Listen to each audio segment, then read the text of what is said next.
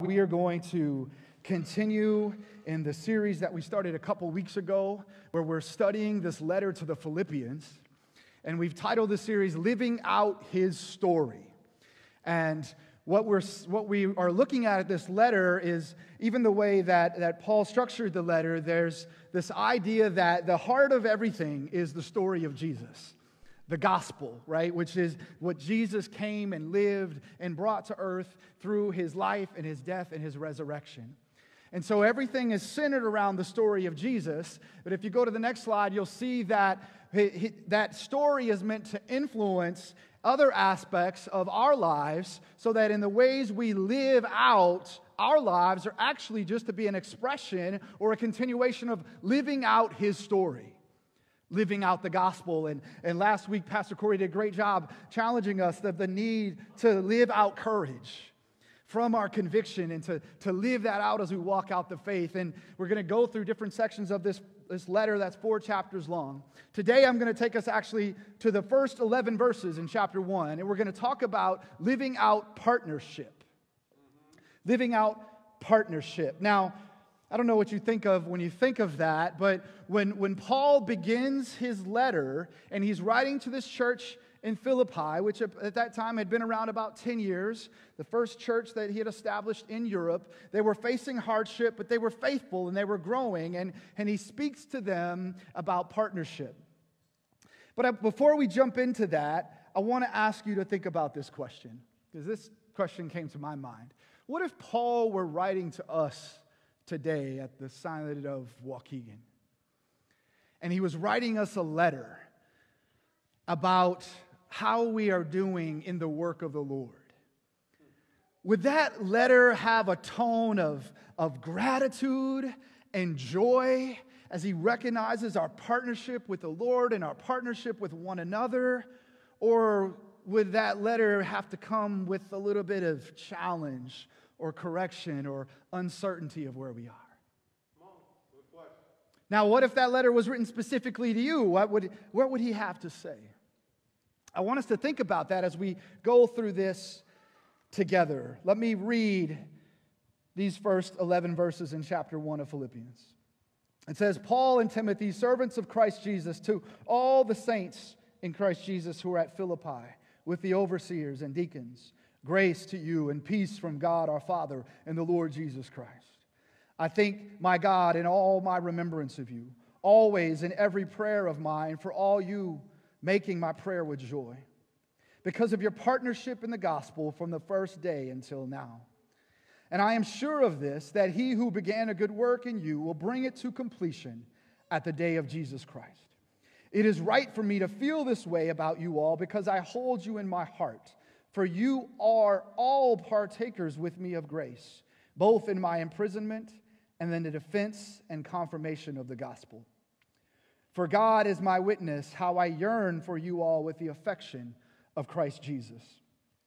And it is my prayer that your love may abound more and more with knowledge and all discernment, so that you may approve what is excellent, and so be pure and blameless for the day of Christ, filled with the fruit of righteousness that comes through Jesus Christ, to the glory and praise of God. In this sort of initial greeting, the beginning of this letter, he speaks to partnership, and I want to suggest to you that it's really about 2 types of partnership. It's partnership with one another in living out the story, and it's also, of course, primarily, fundamentally rooted in partnership with Jesus Christ. But most of this, he speaks to this need for partnership. In fact, he's showing his value of it by how much he's sharing about this type of partnership that you have. Go back, it's there in verse 5. It says, because of your partnership in the gospel from the first day until now. So he's talking about partnership. What does he mean? Well, the Greek word, which some of you may recognize, is called koinonia. Some of you veterans of Silent Dove remember we used to have koinonia groups. They were sort of our home fellowship groups.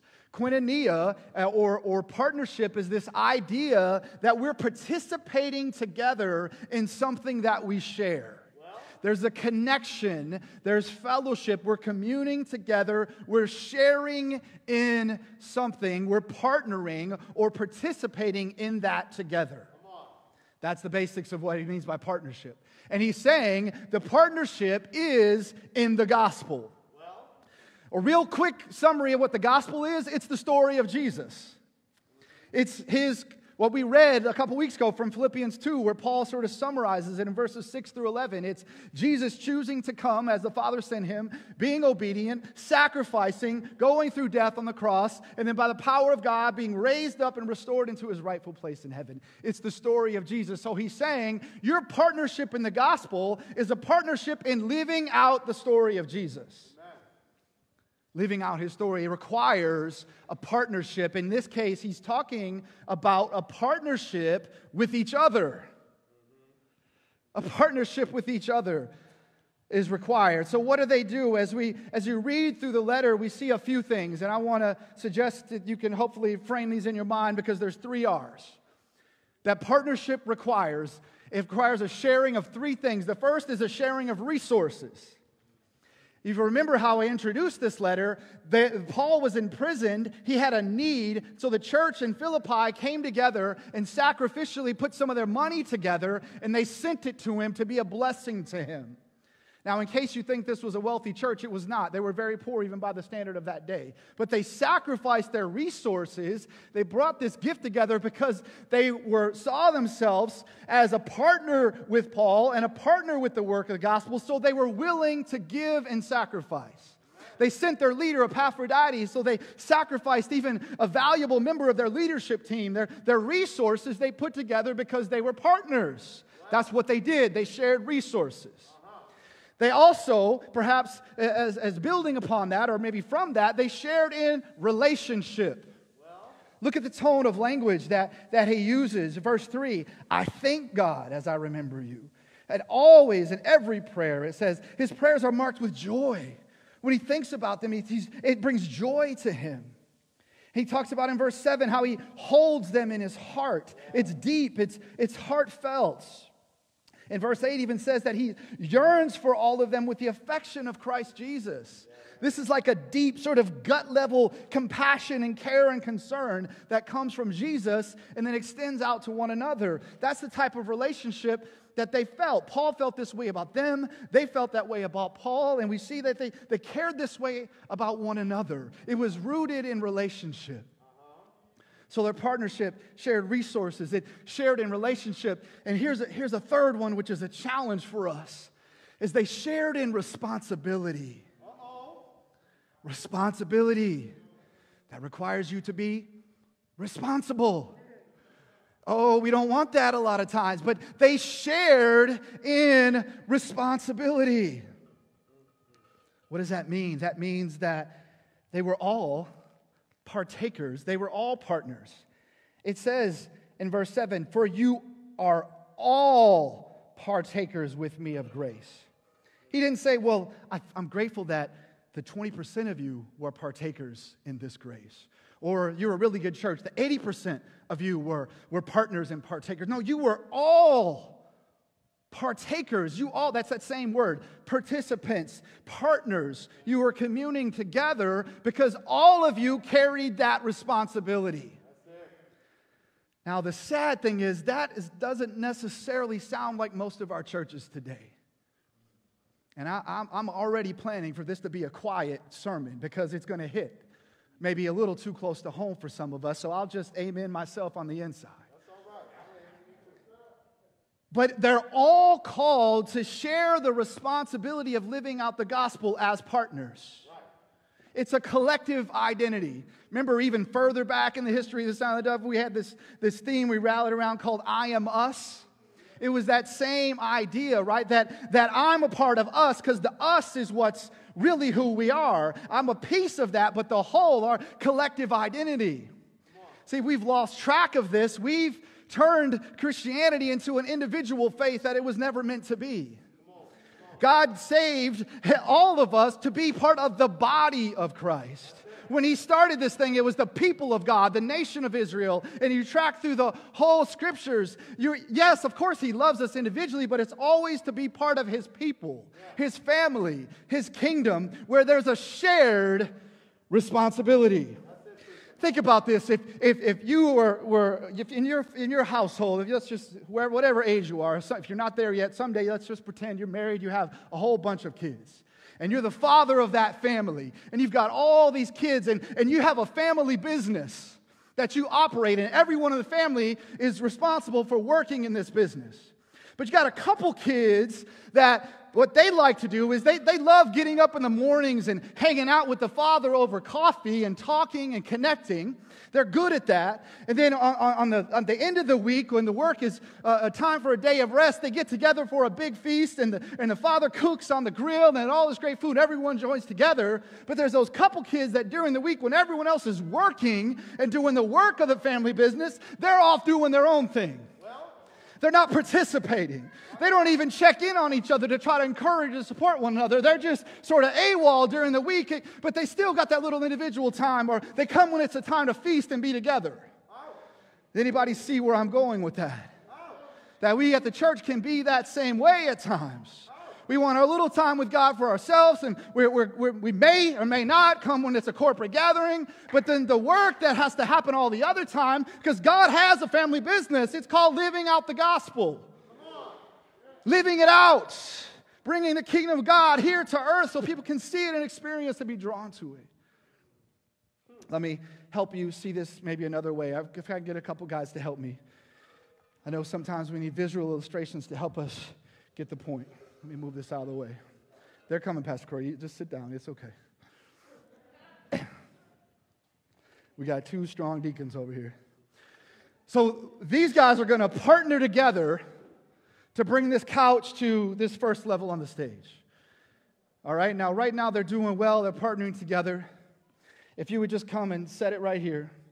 We'll try to keep it on the screen for those of you who are watching online. Notice they're working together. Praise the Lord. Now, why don't you just set that down? Let me move this out of the way. Now, in this illustration, their work, their call to live out the gospel is represented by this couch sort of being the work. And the ultimate goal is that we want to get this couch to the highest level of stage. But I've asked them to stop, so they've kind of gone part of the way. They've been partnering. This work can be physical work that we need to do for the work of the Lord. It can be that spiritual work that we do. It can even be that emotional work that we have, those things that we have in our lives, or those relationships. So it's not just a couch. It's representing all of that, if you can go there with me. All right, you with me so far? Now, they partnered together to do the work. They had their hands in the work. They were supporting one another to get here. But what happens if one of them decides, you know, I don't know that I want to do this work anymore and be a partner. And he steps to the side. Now, he may or may not still, be trying to connect with God on his own or whatever that may be. But at this point, he's become more of a bystander. Because the work and the purpose and the mission is still here. We've got to get this couch up here. And so now Stephen on the other side is left to bear this weight on his own. Now, he might be feeling a little tired because, he's a strong dude, but it's still a big couch that he's got to carry. There's still a lot of work to be done, and his partner has left him, and so now he's trying to figure out how he's going to drag this thing by himself, whether it's physical or whether it's even his emotions. Maybe he just needs some encouragement that week because it's been a hard week, but his partner is a bystander. So now he's got to go through more on his own, and he was left from what God had provided for him, which was partners in the work. Now, at first, I thought that was all it was, that sometimes we're just bystanders. And then I was looking more at the definition. It's not hard, but thinking about partnership, and I was like, well, what are the antonyms, the opposite words of partnership? And what came up? Opposition? Enemy? And then I thought, what it really is when one of the partners, rather than just being a bystander, chooses to just sit down. And this can represent a few visual things right now, because some of us may be literally sitting down on the work. First church of the sofa, or whatever it may be. So he may have felt it, and he just decided for whatever reason, he's just going to sit down. Now notice, that actually put more of a load on this brother over here. So that's how it's in opposition, not just because he's watching, because he got comfortable in his own individual relationship, God perhaps, or in his own other things. And now even Vin Deacon over here still has a heavy load to try to carry. And then what happens? Eventually this brother gets tired of that too. And then he goes and sits down. And we're still supposed to get to the mission over here. And now both partners are like, well, I guess we're just going to accept less than what God really has for us. We're going to partially live out the gospel. And then look, here's what happens. I'm the pastor. I get sick and tired of doing too much work, so I'm going to sit down too.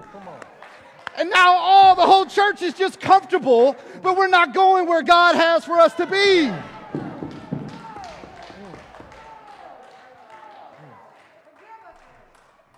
Is this the picture of where we are?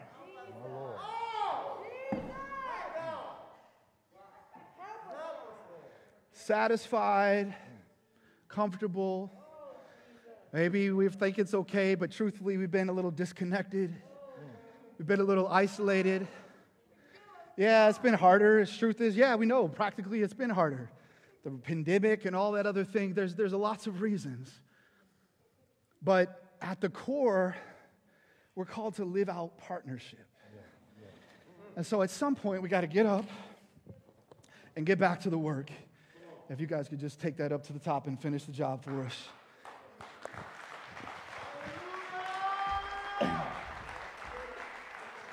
Thank you, guys. Thank you, guys. So, how do we get there? How do we live out that partnership? Because see, Paul, he was wise. He knew that there would be a challenge for them. This was a devoted church. This was a spirit-filled, friendly, loving church.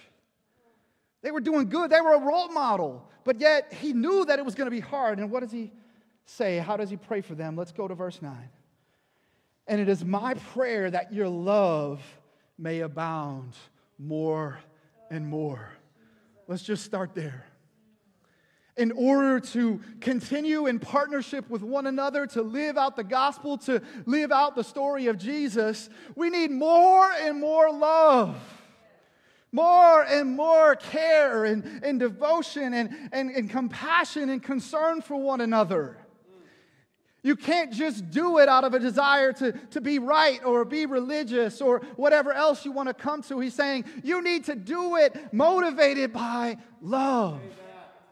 And the love that he's talking about is the agape love, the love that only comes from Jesus, that is given, poured into our hearts as we accept him and repent and follow him. It's that love that then enables us to be partners.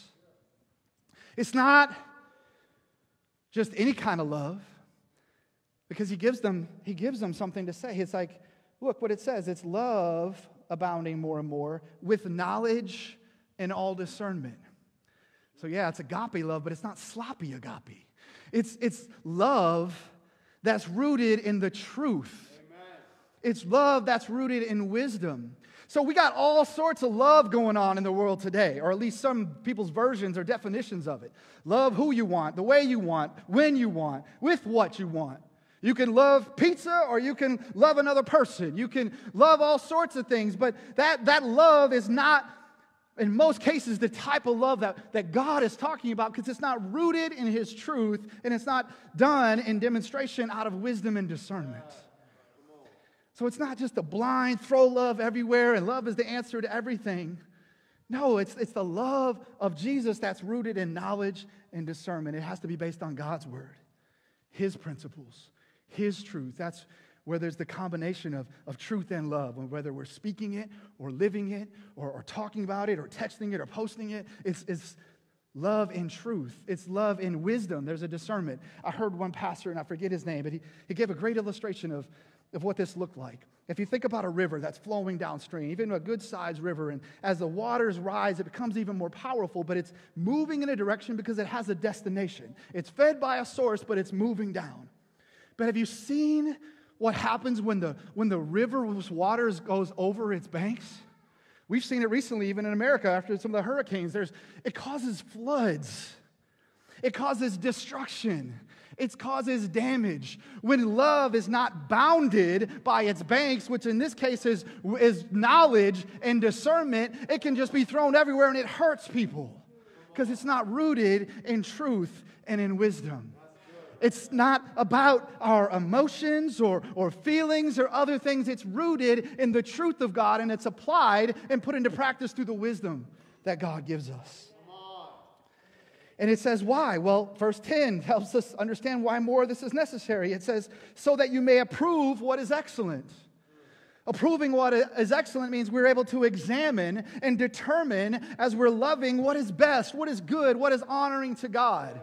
There was the root word of approve came from the process where they would refine the metals and make sure there were no impurities. They would turn up the heat, and everything that wasn't supposed to be there would be taken out. So it's supposed to be applied in ways that are pure, that are right, that are good, based on the Word of God. And it's also, as he says, it's then to be pure and blameless. So in knowledge and discernment, so you can approve what's excellent, and so you can be pure and blameless. The purity speaks to sort of that inner heart, that inner righteousness. It was this idea of where if the sun could fully shine through something and the rays would go through, then you know it's fully transparent, it's fully pure. But in some of our lives, there's some blocks or some hypocrisy that gets in the way and allows for there to be a complete purity. And what happens then is that's on the inside, it gets acted out and lived out on the outside. Then we fall into that category of being blameless, where we're a stumbling block to others, we're leading others into sin, or we're participating in their sin ourselves. So he's speaking that this love is abounding in truth and in wisdom because then it allows us to have both an inner righteousness but also an outer righteousness in the ways that we live. So we can live out the gospel in its pure form and loving in the way that we're supposed to, rooted in truth. And then, verse 11, as I'm bringing this to a close, this is where we get to this notion of where it all comes from. It comes from a partnership in Christ. Verse 11 says this, filled with the fruit of righteousness that comes through Jesus Christ to the glory and praise of God. Now, we're only a couple weeks in this series, but I can almost guarantee you that what you're going to see every week is some version of this theme. God working in us so he can work out through us. Him living in us so we live out his story. A couple weeks ago, we talked about working out your salvation with fear and trembling. It all starts with that partnership with Jesus. Amen. You can't partner with each other in godly love if you're not connected and if you're not partnering with Jesus. If you're not following him, if he hasn't changed your life, you can't do that kind of love on your own. You can't reach that kind of partnership in your own efforts. So it starts here, and it says, through Jesus Christ, then you'll see the fruit of righteousness. Let's talk about what this fruit looks like. If you go to the next slide. I love this website called BibleHub.com. You should check it out. It helps you study the root words, and there's concordances and different versions. And they have this thing called the Helps Word Studies. And this word fruit in the Greek is karpos, if I'm saying it correctly. And here's what it's saying, the sort of figurative meaning of this is. Notice the language here. Everything done in true partnership with Christ. It's a believer who's the branch, lives in union with Christ, the vine. By definition, fruit results from two life streams. The Lord living his life through ours to yield what is eternal. The fruit of righteousness is us partnered with Christ, and what flows from that as he lives in us is the outward act of living it out for him, where we see fruit of righteousness, of good works, where there's a life stream that's flowing from him and then flows out, and that fruit is eternal. It's touching lives, it's changing hearts, it's changing communities, it's breaking down strongholds of sin, all from our beginning with the partnership with Christ and then being partnered with one another. He reminds us of this. If you go back to verse 6, it says, And I am sure of this, that he who began a good work in you will bring it to completion at the day of Jesus Christ. It was God that began the work in you, so that then he can continue working in you to bring that out into completion. We're going to continue working and growing and living and loving and suffering and being challenged and continue to extend mercy. It's a process that continues until the day our life ends or until Jesus comes, whichever happens. But God is doing the work because he started it and he's continuing to do the work as we partner with him. But we then use that to be able to partner with one another. It says in verse 11. Notice the last part of that. After he talks about the fruit, it says, to the glory and praise of God. We were singing it earlier about him being worthy. All of this, us partnering with him, us partnering one another, is so that our lives can be lived out in a way that brings him the glory and the praise, where his name is lifted up, his name is magnified. So as we conclude, I want to ask you to go back to the question I started with. Again, if Paul's writing a letter to us as this church, collectively, what would he say about our partnership with him and with one another? See, this partnership first requires us to be devoted and faithful and partners with Jesus. And some may need to begin there today, where you haven't made that choice. As the Bible says, if you confess, you believe, you repent, which is basically I turn from doing things my own way and I go to follow him as the Lord and the leader of my life. That's where the partnership must start. Can't live out his story if you're not a part of it. But then there's a second part, as we've seen today, that the partnership with one another in the gospel, the working together for the glory of the Lord and being committed to the mission that he's given us, represented by trying to get this couch to its destination. That mission that he's given us of living in the gospel requires us to be partnered together. Not just acquaintances or bystanders, not just enjoying an individual relationship with God, quote unquote, but to be partnered together in the mission. That's the fruit, the result, the outflow that's to come through us being partnered with Christ. Now that tells me something. If we're not truly living in partnership with one another, if that fruit is not being produced in our lives, then to me that says there's a problem in our partnership with Jesus. Either from our commitment, our devotion, our understanding, maybe we've been taught incorrectly, but the results of being partnered with Christ is living in partnership with one another. So if we're not living our lives in partnership, if we're not sharing in our resources, if we're not sharing in relationships with one another, and certainly if we're not sharing in the responsibility of living out the gospel, then we're not living out his story. And maybe we're trying to write our own story that's something different. Let me pray for us. Father, we thank you for this time to be loved by the truth of your word. And for some of us, that love may feel a little tough or hard because it's convicting us and showing us that we've been off track. Maybe we've been living life selfishly, and some maybe even have not even made that choice to try to follow you. I pray today that you would move by your Spirit and draw those to you as they come to you today and ask for their forgiveness. And others, God, who are here or are watching, if they're honest, they may be able to say, I don't know that I believe in partnering with my brothers and sisters. I don't know if I've been connected with the work of God that you've called us to in this community, in the surrounding area. Maybe I'm the one that's been sitting on the couch rather than holding up my part. And Lord, I'm asking you to just move on people's hearts so that you would move all of us, God, to a place of recommitting to be partners through your strength as you move in us, that we would love the way you love, that we would be faithful the way you've been faithful. God, we thank you for your grace, your forgiveness. Thank you that even now this is because of your love. As Father, you want all of your children to be a part of that family business, that the kingdom of God here on earth, that's to bring you glory. And so work in us today so that we will be devoted, faithful partners with you and with one another. We pray in Jesus' name.